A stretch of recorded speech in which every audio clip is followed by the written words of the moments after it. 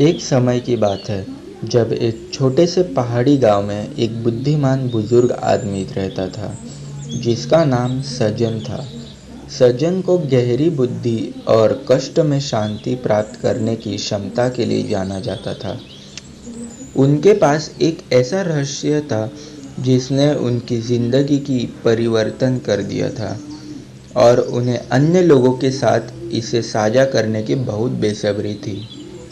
गांव के मध्य में एक धूम्रपान करने वाला बाजार था जहां दूसरे स्थानों से आए हुए व्यापारी अपने सामान की बिक्री करने के लिए इकट्ठा होते थे। एक दिन एक यात्री व्यापारी आया जिसकी अफवाहें उठती थी कि वह उच्च स्वर में बड़बड़ाने वाला है। उसका नाम रवि था और वह अपने प्रेरक विक्रय प्रवृत्ति और लगातार बातचीत के लिए प्रसिद्ध था। रवि ने अपने रंगीन स्टॉल को स्थापित किया और अपनी विक्रीय प्रस्तावना शुरू की। ग्राहकों को आकर्षित करने के लिए अपनी गर्जनशील आवाज़ का उपयोग करते हुए उसका मानना था कि जितना ज़्यादा वह बोलेगा उतना ही वह प्रभावशील होगा। हालांकि जल्द ही गांव के लोग उसकी निरंतर शोर से थक गए। लोग उसके स्टॉल से बचने लगे और अन्य व्यापारियों की शांति में सुख ढूंढ लिया।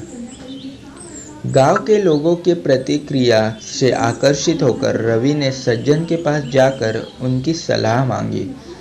सज्जन गर्मी से भरी मुस्कान के साथ मुस्कुराए और बोले, रवि, क्या आपने कभी चुप्पी की शक्ति का विचार किया है?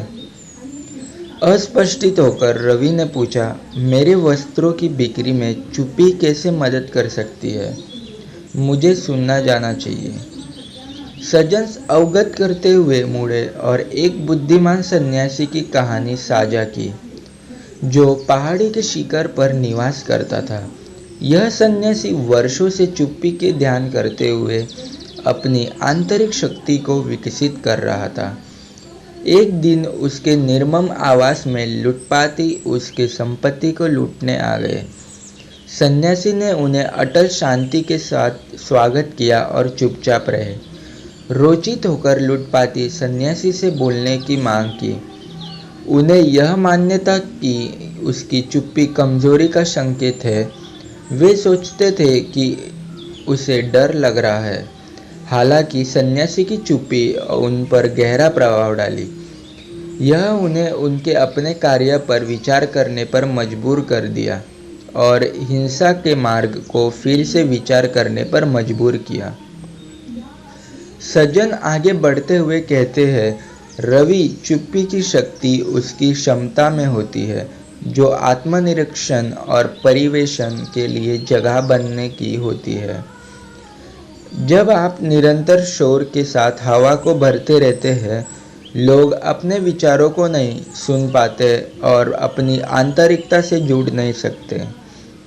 चुप्पी को गले लगाकर आप दूसरों को खुद में स्पष्टता का आवाज़ देते हैं और उसके बदले में वे आपकी मौजूदगी की ओर आकर्षित होंगे। सज्जन के शब्दों से प्रेरित हुआ रवि ने चुप्पी के साथ प्रयोग करने का निर्णय लिया। अगले दिन चिल्लाने और अनवरत बातचीत करने की बजाय वह शांति के साथ अपनी स्थिति को स्थिर रखने और ध्यान देने का निर्णय लिया। जब गांव के लोग उसके पास से गुजरते तब वह उनके पास मुस्कान सहित शांतिपूर्ण रूप से नमस्ते करता था।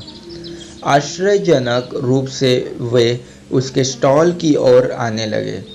उसकी शांति से प्रभाव में आकर्षित हो गए। धीरे धीरे रवि को अनुभव हुआ कि चुप्पी के माध्यम से वह अपने ग्राहकों की आवश्यकताओं को सच्चाई से सुन सकता है और उनकी इच्छाओं को समझ सकता है। कम शब्दों के साथ उसे अधिक प्रभावी रूप से संवाद करने में समर्थ हो गया। लोग उसकी मौजूदगी की कद्र करते थे और उन्हें शांति की भावना महसूस होती थी जो उन्हें उसकी ओर खींचती थी। रवि का परिवर्तन गांव में फैल गया क्योंकि लोगों ने चुप्पी की शक्ति को पहचाना। बाजार सुलभ लेन देन और सच्ची संबोधों को स्थान बन गया। गांव के लोगों ने चुप्पी की अभ्यास को गले लगाया, समझते हुए कि यह उनकी आंतरिक शक्ति को खोलने की कुंजी थी। रवि की कहानी के माध्यम से हम यह सीखते हैं कि चुप्पी कमजोरी का संकेत नहीं है, बल्कि यह एक अथाह शक्ति का स्रोत है।